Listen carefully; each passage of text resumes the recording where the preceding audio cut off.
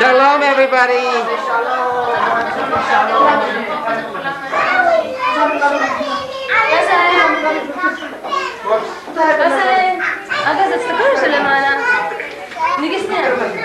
Teacher, tell teacher, can you get them all lined up? Say shalom.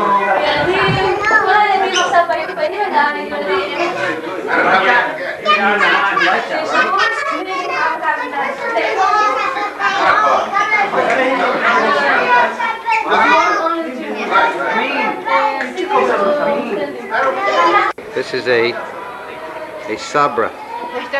Keeps moving. All right.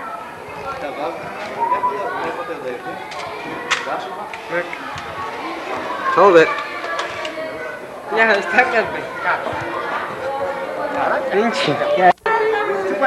all right, but you should stand with them. Stand with them. Together. One picture. Linda, you're right in my way. Richie. No, you can't. That's all. You have no more film, Linda.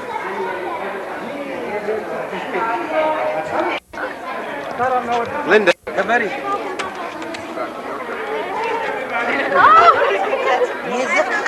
I want the children. He doesn't change anyway.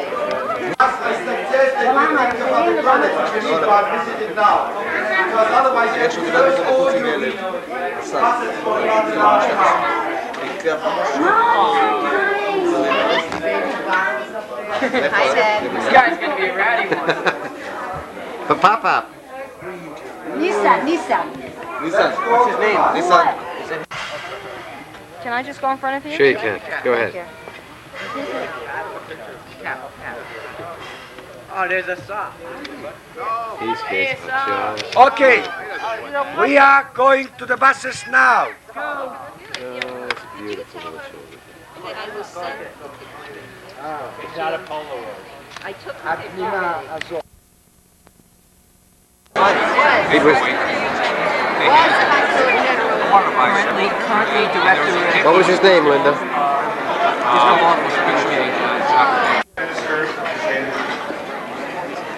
Gonna come right past us. So what? Here, huh?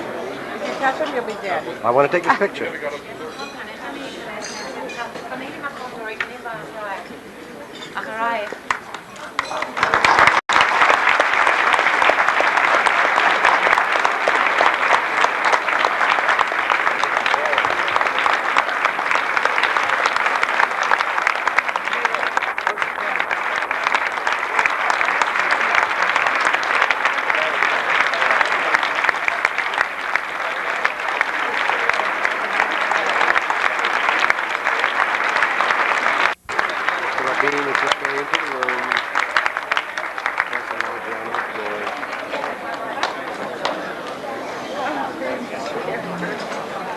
Human beings in the free world.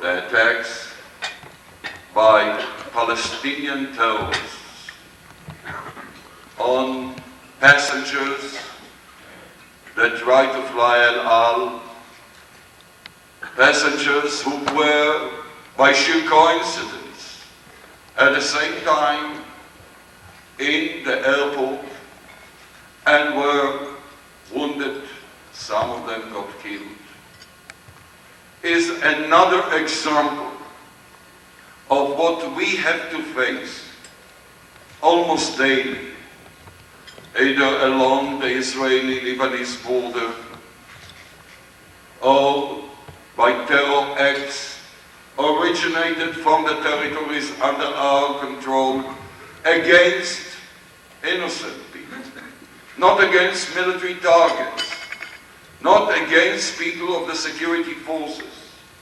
against Israelis, because they are Israelis.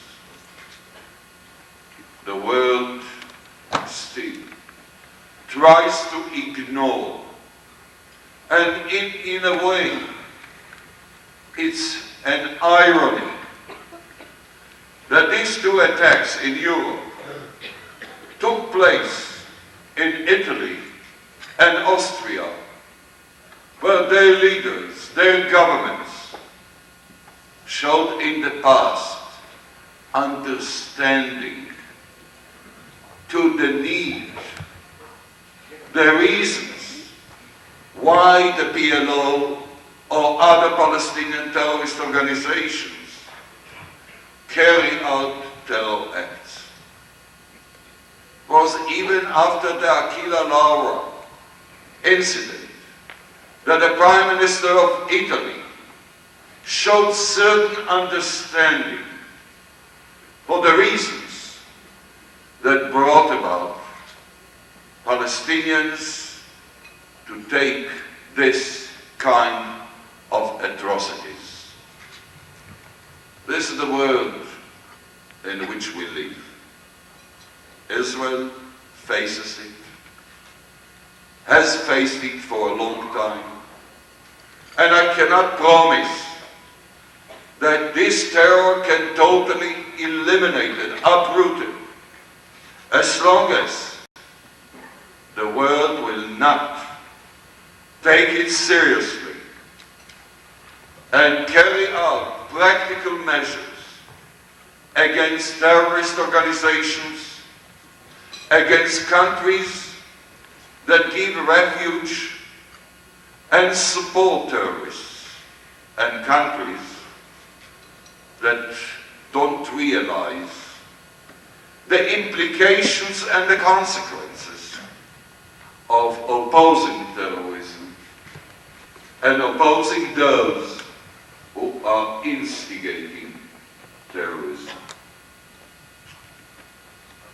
No doubt, Israel will learn the lessons, will draw the conclusions that we have to draw from what took place there, as we have done in the past.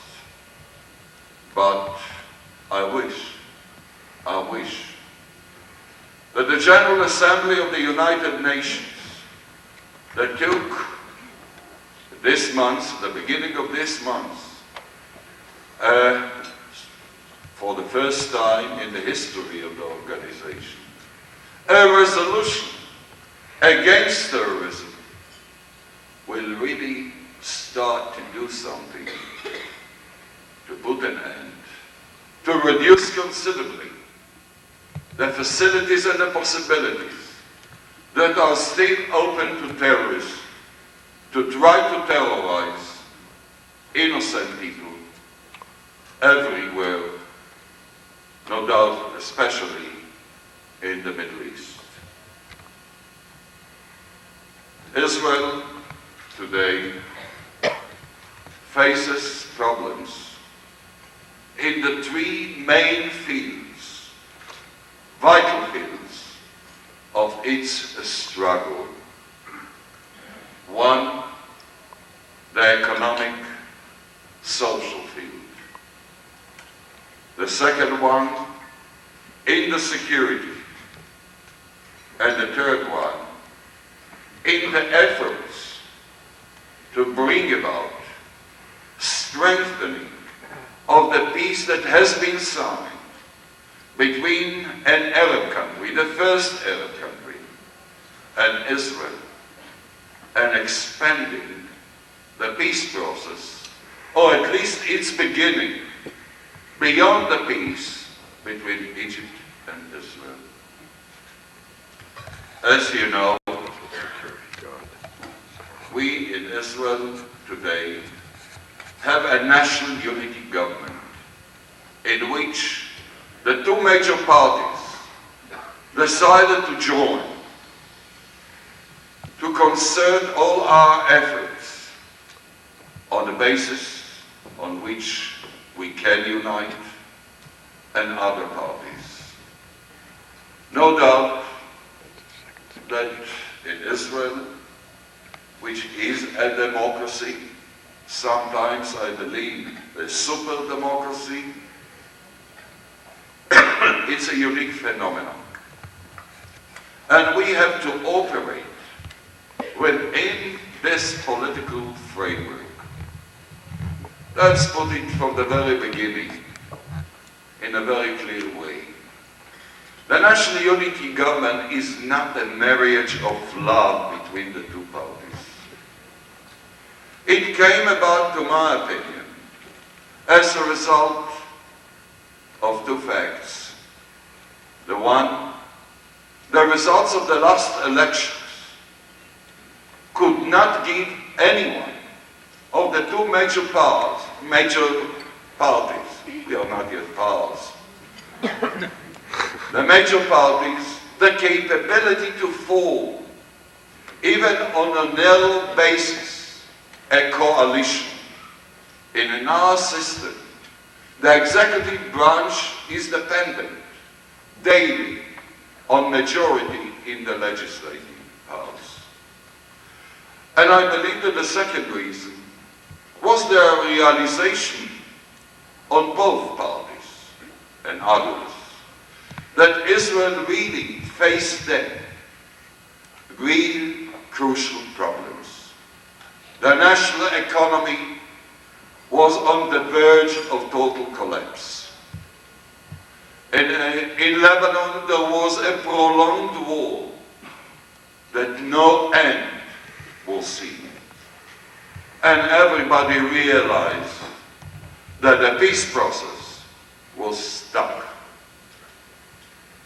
The National Unity Government decided to give the following priorities to its policy. First and foremost was the effort to bring about a recovery of our national economy, even though its very existence, which is presented by the armed forces of the Arab countries, this is the main military threat. And the second level of threat is the threat to the normal way of life of the people of Israel, in parts of Israel, outside Israel, their life, their interests. This threat is presented by the various terrorist organizations, Palestinians, Shiites, you name them, and they are. They change their setups, organizations, ideology, ways of carrying out their acts of terror, and we have to cope with both.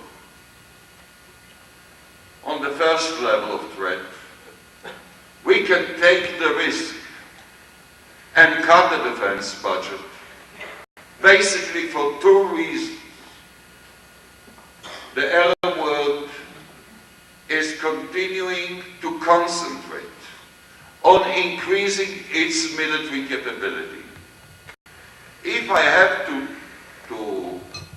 give you a figure, what is the size of the defense budgets of the Arab countries that might be involved in war against Israel?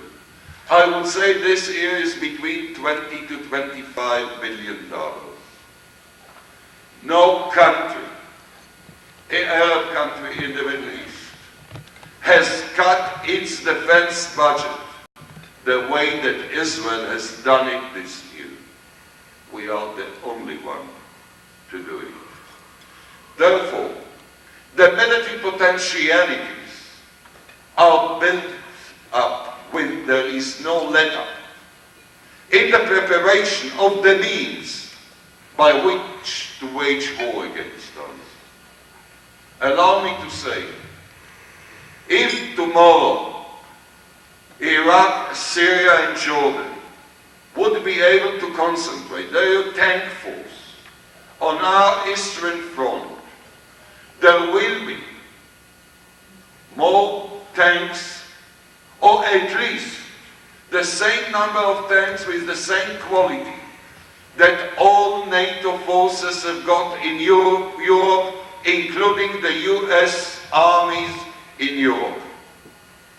This is the magnitude, the quality of military threats that we have to cope with. So far, right to today, the Arab countries cannot concentrate their military potentialities in a concerted way against us for political reasons and other reasons. First, the peace between Egypt and Israel. To my opinion, to my judgment, it puts Egypt outside the cycle of war against Israel. No doubt, out of the cycle of initiating war against Israel, the way that the Yom Kippur War was initiated in coordination between Syria and Egypt. This is one of the reasons that brings me to make more efforts to give life to the peace between Egypt and Israel. First, in Rome. We have to fight, we cannot accept it as a fact of life of our world, of our region. But no terror organization is a military threat, the kind that the armed forces of the Arab countries can present to us. Allow me to say, terrorism cannot be eliminated once forever, uprooted by military means alone. At the same time, this saying by no means justifies not doing what can be done and must be done to reduce tremendously the acts of terrorism and to inflict the maximum damage on those who are the leaders of terror organizations, those who organize and those who carry out terrorism. At the present, we have three types of terrorism with which we have to deal. We suffered a lot from border terrorism, shelling, shooting, rocketing. As tonight, one Katyusha was fired from Lebanon, north of the security zone, and hit the soil of Israel without any damage, no doubt without casualties. This is the border terrorism. With 3 out of the 4 neighboring countries of Israel, we have no such a problem, regardless of their basic attitude towards us. Egypt that lives in peace with us. Syria that conducts the most hostile policy towards Israel. And Jordan that's something in between. These countries, Jordan for 15 years, Syria and Egypt, of terrorism, border terrorism to the line between Syria and Israel on the Golan Heights. It's true, Syria pushes terrorism via Lebanon, tries via Jordan, but keeps its commitment in accordance to the disengagement agreement of May 1974. Lebanon, it's a different story. With Lebanon, unfortunately, 3 years of war, our war in Lebanon, did not solve the problem of terrorism whatsoever. After 3 years of war, the potentialities of terrorism and terror was the only threat from Lebanon. From Lebanon there was no military threat whatsoever. The potentialities of terrorism from Lebanon are not less than they were before June 82. Potentially they are even higher if the Shiite community will join the Palestinians in carrying acts of terrorism. The National Unity Government changed its policy. We pulled out from Lebanon. We defined more clearly what are the security problems of Israel, what we try to achieve. And we defined it very clearly, that direct, immediate security of our border, settlement settlers.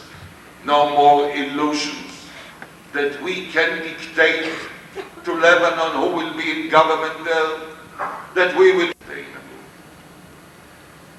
We have to go on, bearing in mind, seeing clearly what are the opportunities, but still, what are the obstacles and the threats on our long way to achieve Israel as a Jewish state, living, secured and in peace. I hope that you have not got any impression that I expressed something close to pessimism. Whenever I'm asked, are you pessimist, are you optimist, I've got an answer. I'm a Jewish realist.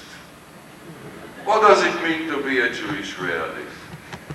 On one hand, never lose your deep belief in the Jewish people and Israel, in the capability to do things better and to achieve more in every